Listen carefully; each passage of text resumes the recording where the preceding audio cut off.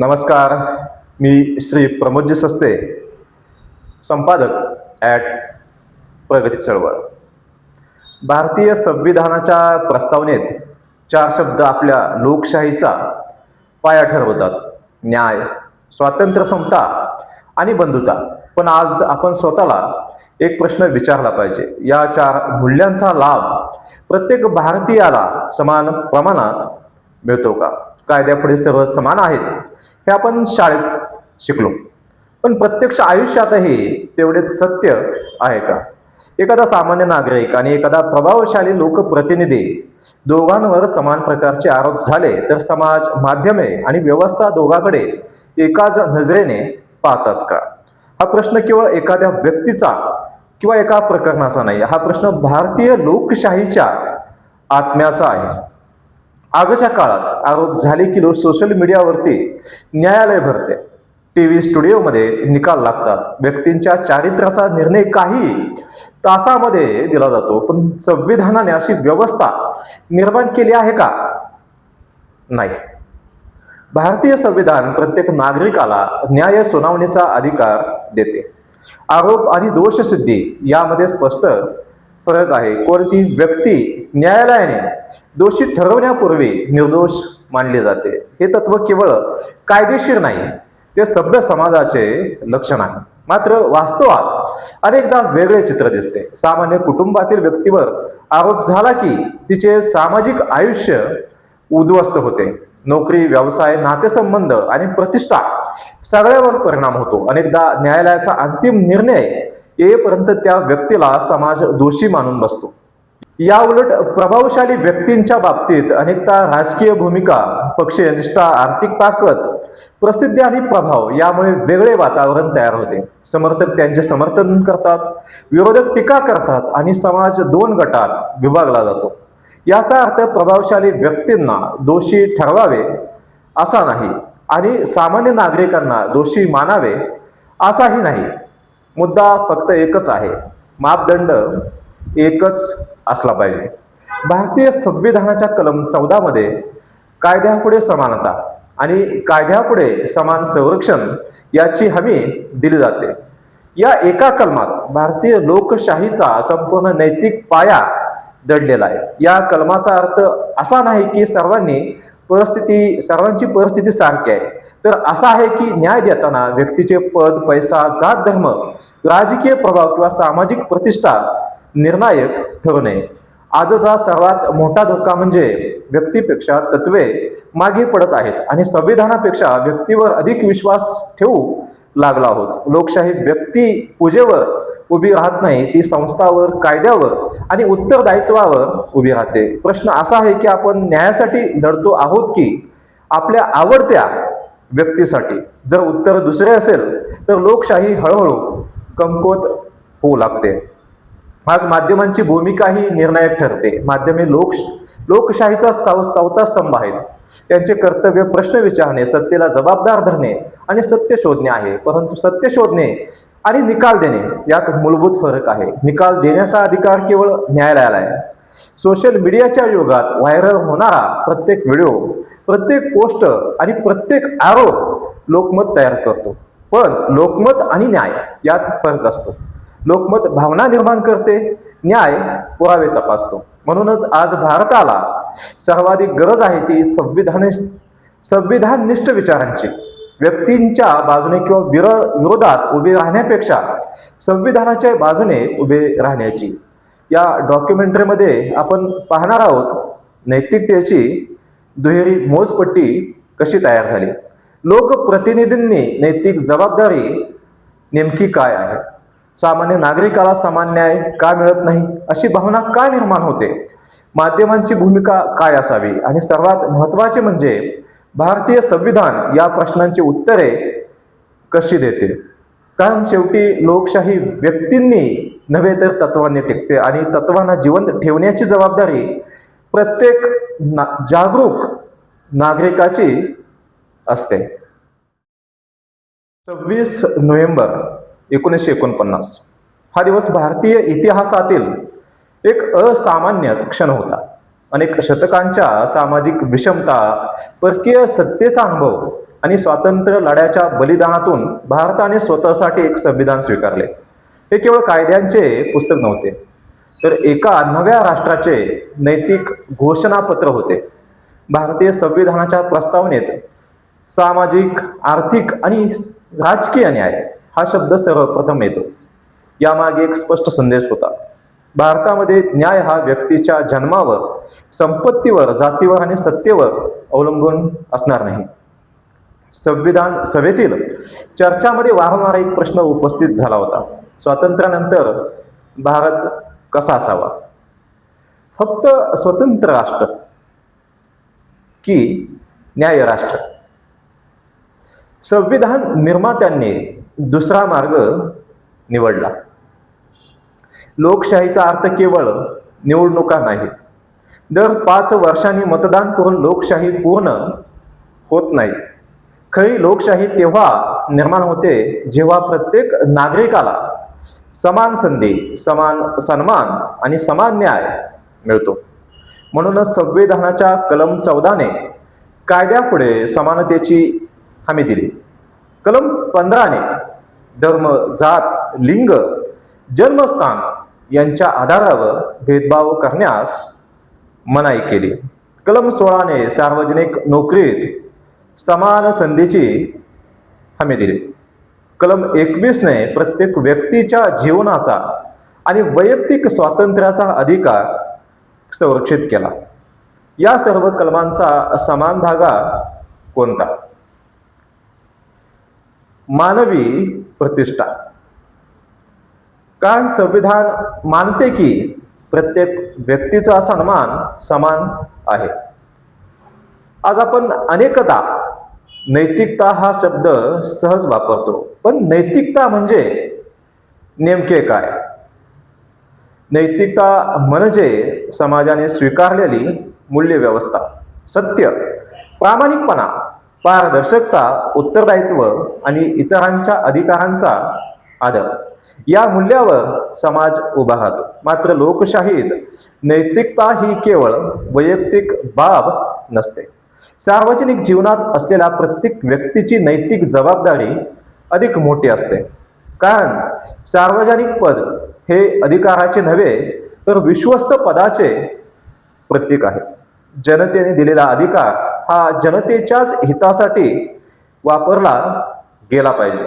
याच कारणामुळे लोकप्रतिनिधीकडून सामान्य नागरिकापेक्षा अधिक उत्तरदायित्व अपेक्षित असते.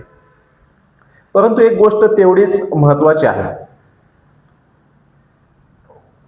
नैतिक जबाबदारी आणि कायदेशीर दोषसिद्धी या 2 वेगवेगळ्या गोष्टी आहेत.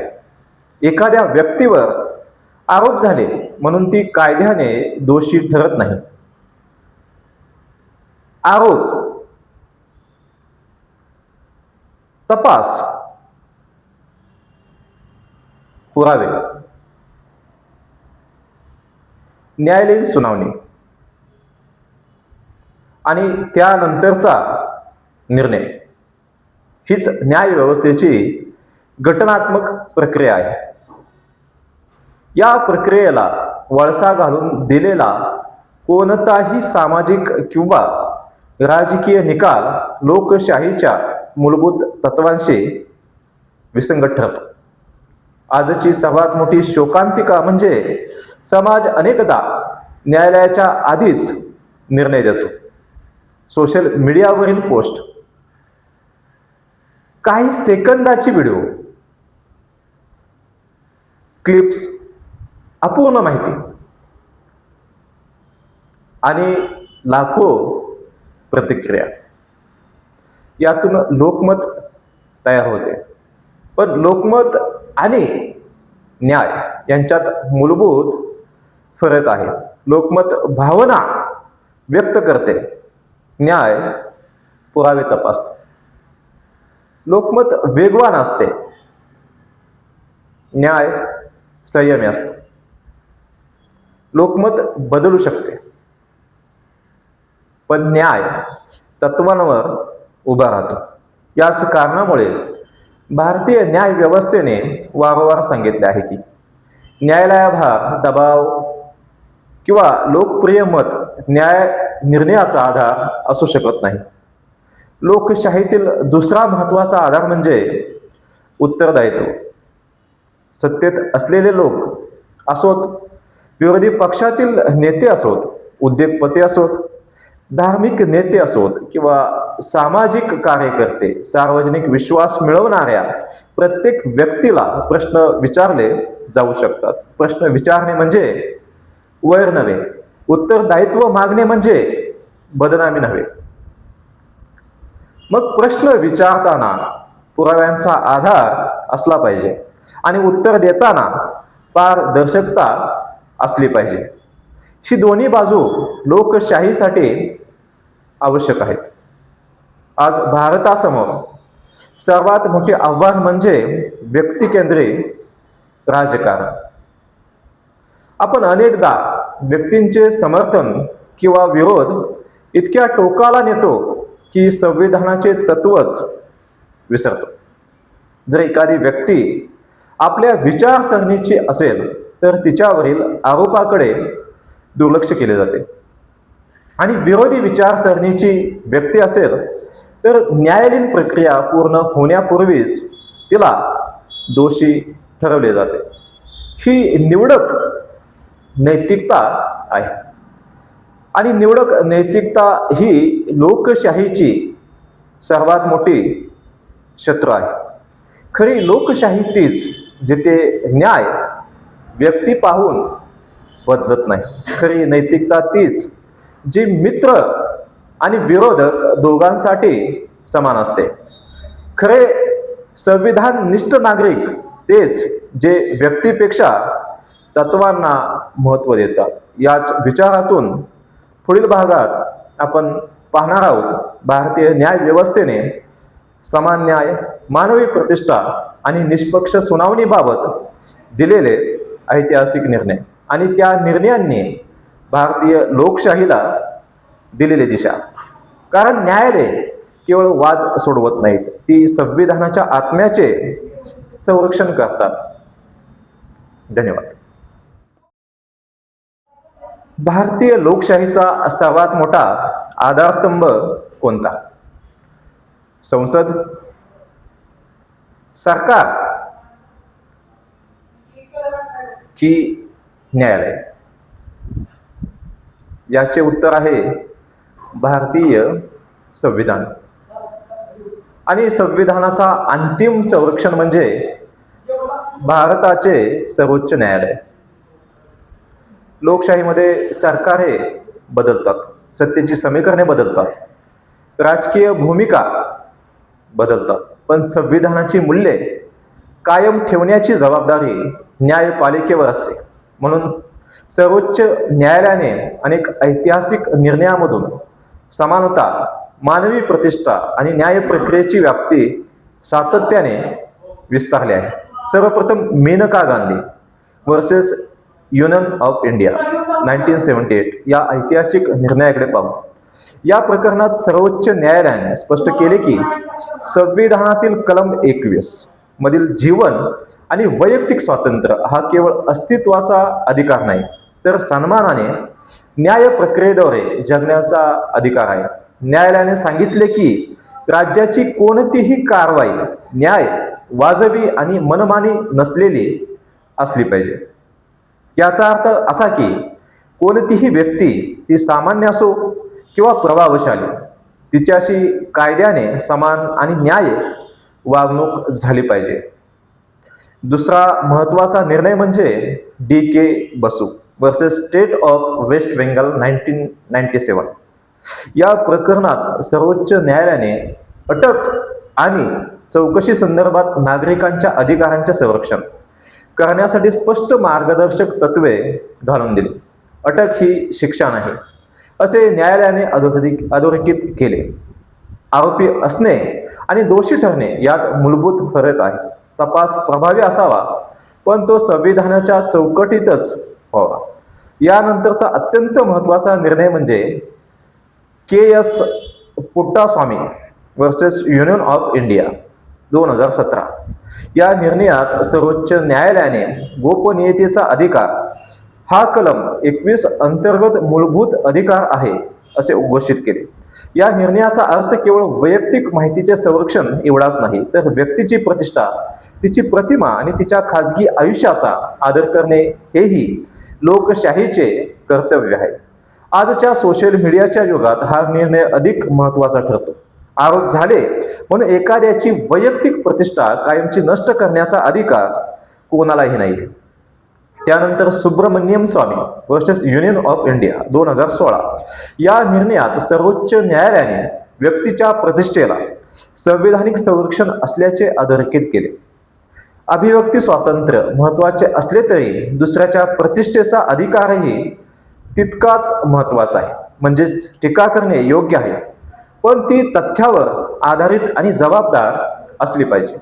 याच धर्तीवर अर्णब मनोरंजन Goswami versus state of Maharashtra 2020 या प्रकरणात न्यायालयाने वैयक्तिक स्वातंत्र्याचे महत्त्व अधोरेखित करत न्यायालयीन प्रक्रियेचा सन्मान राखण्याची गरज स्पष्ट केली. या निर्णयाचा व्यापक संदेश असा होता की न्यायव्यवस्था ही लोकप्रिय मतावर नव्हे तर कायद्यावर चालते. या सर्व निर्णयांचा समान धागा कोणता? संविधान व्यक्तीची नव्हे तर व्यक्तीच्या अधिकारांची बाजू घेते. लोकशाहीमध्ये कोणालाही कायद्यापेक्षा वरचे स्थान नाही, पण कोणालाही कायद्याखाली चिरडलेही जाऊ नये. न्यायाचा तराजू दोन्ही बाजूंनी समतोल असला पाहिजे. आज समाजात अनेकदा एक चुकीची प्रवृत्ती दिसते. आपण आरोप आणि दोषसिद्धी यांना समान समजू लागलो आहोत. एखादी तक्रार दाखल झाली, एखादा व्हिडिओ व्हायरल झाला किंवा एखादा आरोप समोर आला की समाजाचा एक भाग तत्काळ निकाल देतो. ही प्रवृत्ती न्यायव्यवस्थेच्या मूलभूत तत्वांशी विसंगत आहे. न्यायालय पुरावे तपासते, साक्षीदारांची विश्वासार्हता पडताळते, दोन्ही बाजूंचे म्हणणे ऐकते आणि त्यानंतर निर्णय देते. ही प्रक्रिया वेळखाऊ असली तरी तीच लोकशाहीची खरी ताकद आहे. याचा अर्थ असा नाही की सार्वजनिक जीवनातील व्यक्तींना प्रश्न विचारू नयेत.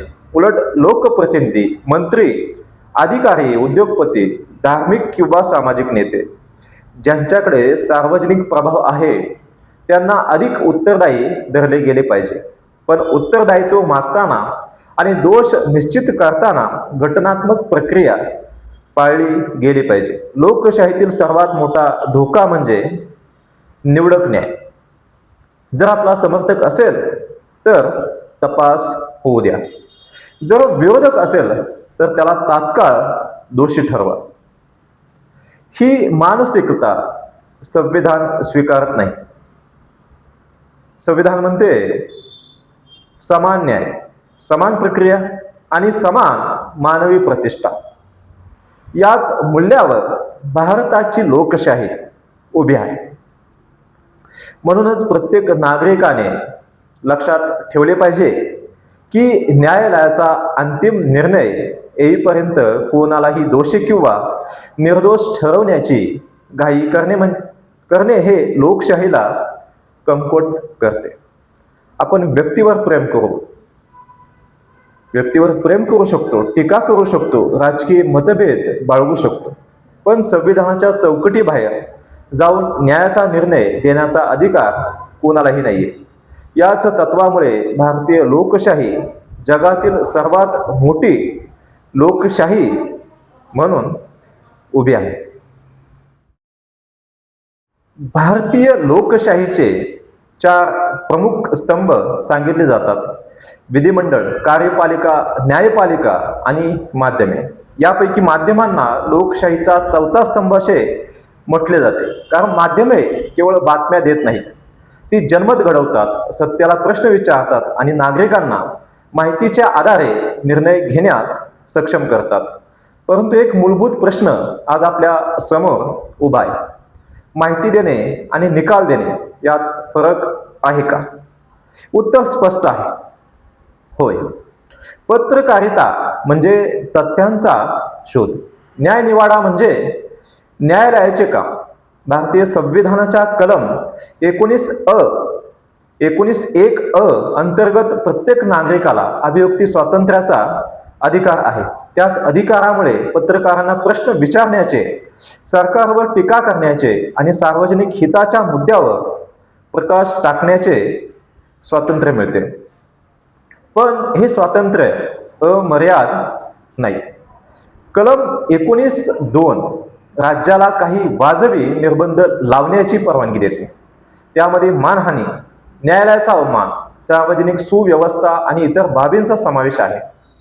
याचा अर्थ स्पष्ट आहे. अभिव्यक्ती स्वातंत्र्य आणि व्यक्तीची प्रतिष्ठा यांच्यात संतुलन राखणे ही लोकशाहीची गरज आहे. आजच्या डिजिटल युगात ही गरज पूर्वीपेक्षा अधिक वाढली आहे. एक व्हिडिओ काही मिनिटात लाखो लोकांपर्यंत पोहोचतो. एक अपूर्ण माहिती असलेली पोस्ट हजारो वेळा शेअर होते. एखादे छायाचित्र संदर्भाशिवाय व्हायरल होते आणि काही तासात संपूर्ण देशात एका व्यक्तीबद्दल ठाम मत तयार होते. पण प्रश्न असा आहे, व्हायरल होणे म्हणजे सत्य असते का? लोकप्रियता म्हणजे पुरावा असतो का? मोठ्या आवाजात बोलणारा नेहमीच बरोबर असतो का? उत्तर पुन्हा एकदा नाही. लोकशाहीत सत्याचा निर्णय ट्रेंडिंग हॅशटॅग करत नाही. तो पुराव्यांच्या आधारे न्यायालय करते. माध्यमांची भूमिका म्हणजे प्रश्न विचारणे, तपास, पत्रकारिता करणे, सत्तेतील व्यक्तींना उत्तरदायी धरणे, भ्रष्टाचार उघड करणे, दुर्बलांचा आवाज बनणे. परंतु जर माध्यमेच न्यायालयाची भूमिका घेऊ लागली तर न्याय प्रक्रियेवर परिणाम होऊ शकतो. यालाच अनेकदा मीडिया ट्रायल असे म्हटले जाते. मीडिया ट्रायलमध्ये आरोप आणि दोषसिद्धी यातील सीमारेषा अस्पष्ट होते. प्रेक्षकांच्या भावना तीव्र होतात. आरोपीची बाजू ऐकली जात नाही. तपासावरती बाह्य दबाव निर्माण होतो आणि अनेकदा समाज न्यायालयाच्या निर्णयापूर्वीच निकाल देतो. ही प्रवृत्ती कोणासाठीही धोकादायक आहे, कारण आज ती दुसऱ्यावर लागू होते, उद्या ती आपल्यावरही लागू होऊ शकते. दुसरीकडे लोकप्रतिनिधींच्या नैतिक जबाबदारीकडेही दुर्लक्ष करता येणार नाही. लोकप्रतिनिधी हे केवळ एका पक्षाचे नेते नसतात. ते जनतेचे विश्वस्त असतात. त्यांना अधिकार संविधानाने नाही तर जनतेच्या विश्वासाने मिळतात. म्हणून त्यांच्याकडून सामान्य नागरिकापेक्षा अधिक पारदर्शकता, अधिक संयम आणि अधिक उत्तरदायित्व अपेक्षित असते. जर त्यांच्या विरुद्ध आरोप झाले तर त्यांनी तपासाला सहकार्य करणे, कायद्याचा सन्मान करणे आणि जनतेला तथ्याधारित माहिती देणे ही लोकशाहीतील नैतिक अपेक्षा आहे. पण त्याचवेळी केवळ ते सार्वजनिक व्यक्तिमत्व आहेत म्हणून त्यांना न्याय प्रक्रियेपासून वंचित ठेवणेही चुकीचे आहे. लोकशाहीतील खरा समतोल हाच आहे, ना अंधसमर्थन ना अंधविरोध. आज समाज दोन टोकामध्ये विभागला जात आहे. एका बाजूला व्यक्तीला देवासारखे मानणारे समर्थक, दुसऱ्या बाजूला आरोप होताच दोषी ठरवणारे विरोधक. या दोन्ही टोकामध्ये संविधान हरवू नये. भारतीय लोकशाही व्यक्तीवर उभी नाही, ती संस्थावर उभी आहे. जर तपास यंत्रणा निष्पक्ष असेल, जर न्यायपालिका स्वतंत्र असेल, जर माध्यमे जबाबदार असतील आणि नागरिक विवेकाने विचार करणारे असतील, तर लोकशाही अधिक मजबूत होते. मात्र या चारपैकी एक जरी कमकुवत झाला तरी लोकशाहीवरील विश्वास डळमळीत होऊ लागतो. आज प्रत्येक नागरिकाने स्वतःला एक प्रश्न विचारला पाहिजे. मी एखाद्या बातमीवर प्रतिक्रिया देण्यापूर्वी तिची पडताळणी करतो का? मी आरोप आणि दोषसिद्धी यामधील फरक समजून घेतो का? मी व्यक्तीपेक्षा संविधानाला अधिक महत्त्व देतो का? जर या प्रश्नांची उत्तरे होय अशी असतील तर भारतीय लोकशाही सुरक्षित हातात आहे. पण जर आपण भावनेला पुराव्यापेक्षा मोठे मानू लागलो तर लोकशाहीचा सर्वात मोठा पराभव न्यायालयात नाही तर समाजाच्या मनात होईल. कारण लोकशाही केवळ कायद्याने टिकत नाही, ती नागरिकांच्या विवेकाने टिकते. भारतीय संविधानाने कोणत्याही नागरिकाला मोठा किंवा लहान असे संबोधलेले नाही. संविधानाला फक्त दोनच गोष्टी महत्त्वाच्या आहेत. पहिली नागरिक, दुसरी न्याय. मग समाजात वारंवार असा प्रश्न का विचारला जातो की श्रीमंतासाठी एक कायदा आणि गरिबासाठी दुसरा? हा प्रश्न निर्माण होण्यामागे अनेक कारणे आहेत. न्यायालयीन प्रक्रिया, तपास यंत्रणा, आर्थिक क्षमता, दर्जेदार कायदेशीर मदत मिळण्याची संधी, समाजातील प्रभाव आणि माध्यमांचे लक्ष, या सर्व गोष्टींचा प्रत्यक्ष अनुभव नागरिकांच्या मनात वेगवेगळ्या धारणा निर्माण करतो. मात्र ते एक महत्त्वाचा फरक समजून घेणे आवश्यक आहे. संविधानाचे तत्व आणि व्यवस्थेचा प्रत्यक्ष अनुभव हे नेहमीच एकसारखे नसतात. संविधान समानतेची हमी देते, परंतु त्या समानतेची प्रभावी अंमलबजावणी ही राज्यसंस्था, न्यायव्यवस्था, तपास यंत्रणा आणि समाज या सर्वांची संयुक्त जबाबदारी आहे.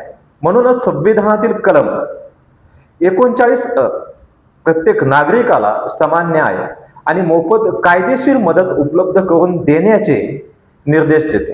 या तरतुदीचा मूलभूत हेतू स्पष्ट आहे. न्याय हा पैशावर अवलंबून असता कामा नये. जर एखाद्या गरीब नागरिकाला सक्षम वकील मिळाला नाही, जर आर्थिक अडचणीमुळे तो न्यायालयापर्यंत पोहोचू शकला नाही, तर कागदावरील समानता प्रत्यक्ष अपुरी ठरते. याच कारणामुळे भारतात विधी सेवा प्राधिकरणांची स्थापना करण्यात आली, जेणेकरून आर्थिकदृष्ट्या दुर्बल घटकांनाही न्याय मिळू शकेल. आता नवीन फौजदारी कायद्याकडे पाहू. भारतीय न्याय संहिता BNS 2023, भारतीय नागरिक सुरक्षा संहिता BNSS 2023 आणि भारतीय साक्ष अधिनियम 2023 यांचा उद्देश न्याय प्रक्रिया अधिक आधुनिक, पारदर्शक आणि कार्यक्षम बनवणे हा आहे. मात्र कोणताही कायदा स्वतःहून न्याय देत नाही. कायद्याची अंमलबजावणी करणाऱ्या संस्था, तपासाची गुणवत्ता, पुराव्यांचे वैज्ञानिक संकलन आणि न्यायालयीन निष्पक्षता यावरच न्यायाची गुणवत्ता अवलंबून असते. म्हणून समाजाने केवळ कायदा बदलण्याची मागणी न करता कायद्याची निष्पक्ष अंमलबजावणी होण्याचीही मागणी केली पाहिजे. आज अनेकदा आपण ऐकतो, अमुक व्यक्ती प्रभावशाली आहे त्यामुळे तिला काहीही होणार नाही, किंवा गरीब असल्यामुळे त्याला न्याय मिळणार नाही. या भावना का निर्माण होतात? कारण न्याय केवळ दिला गेला पाहिजे असे नाही, तो दिला जात असल्याचे दिसलेही पाहिजे. न्याय व्यवस्थेवरील जनतेचा विश्वास हा लोकशाहीचा सर्वात मोठा आधार आहे.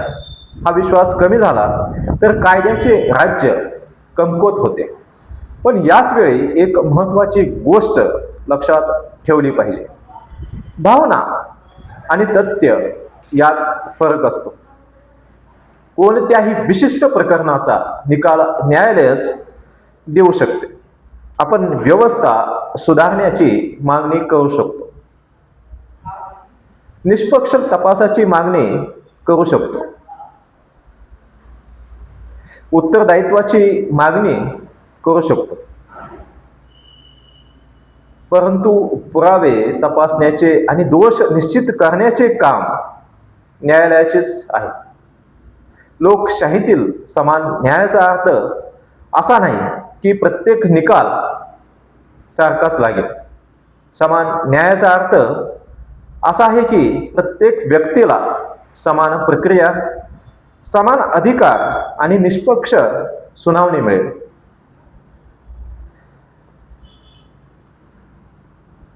हीच रूल ऑफ लॉ अर्थात कायद्याचे राज्य या संकल्पनेची खरी ओळख आहे. याच कारणामुळे कोणताही लोकप्रतिनिधी, उद्योगपती, अधिकारी, अभिनेता, धार्मिक नेता किंवा सामान्य नागरिक सर्वजण कायद्याच्या अधीन आहेत. कोणीही कायद्यापेक्षा मोठा नाही आणि कोणीही कायद्याच्या संरक्षणापासून वंचितही नाही. आज आपल्या समाजात आणखी एक गंभीर प्रवृत्ती वाढताना दिसते. आपण व्यक्तीच्या आर्थिक स्थितीवरून तिच्या प्रामाणिकपणाचा अंदाज लावतो. गरीब म्हणजे प्रामाणिक, श्रीमंत म्हणजे दोषी, किंवा उलट श्रीमंत म्हणजे यशस्वी, गरीब म्हणजे अपयशी. ही दोन्ही मते चुकीची आहेत. संविधान व्यक्तीचे मूल्यमापन तिच्या संपत्तीवर करत नाही, ते तिच्या अधिकारावर आणि कर्तव्यावर करते. त्यामुळे सार्वजनिक जीवनात सर्वात मोठा प्रश्न व्यक्ती कोण आहे हा नसून व्यवस्था सर्वांसाठी समान आहे का हा आहे. जर या प्रश्नाचे उत्तर होय असेल तर लोकशाही मजबूत होते. जर उत्तर नाही असेल तर सुधारणा आवश्यक ठरते आणि सुधारणा व्यक्ती बदलून होत नाही. ती संस्था अधिक सक्षम, अधिक पारदर्शक आणि अधिक उत्तरदायी बनवून होते. म्हणूनच भारतीय लोकशाहीचे भविष्य एखाद्या नेत्यावर नाही तर संविधानाच्या मूल्यावर अवलंबून आहे. जेव्हा सामान्य नागरिकाला वाटेल की त्याचा आवाजही तितकाच महत्त्वाचा आहे, जेव्हा गरीब आणि श्रीमंत दोघांनाही समान न्याय प्रक्रिया मिळेल, जेव्हा कायद्याचा वापर सुडासाठी नव्हे तर न्यायासाठी होईल, तेव्हाच भारतीय संविधानातील समता हा शब्द खऱ्या अर्थाने जिवंत होईल. कारण लोकशाहीची खरी ओळख सत्तेने नाही तर न्यायाच्या समान मापदंडाने ठरते.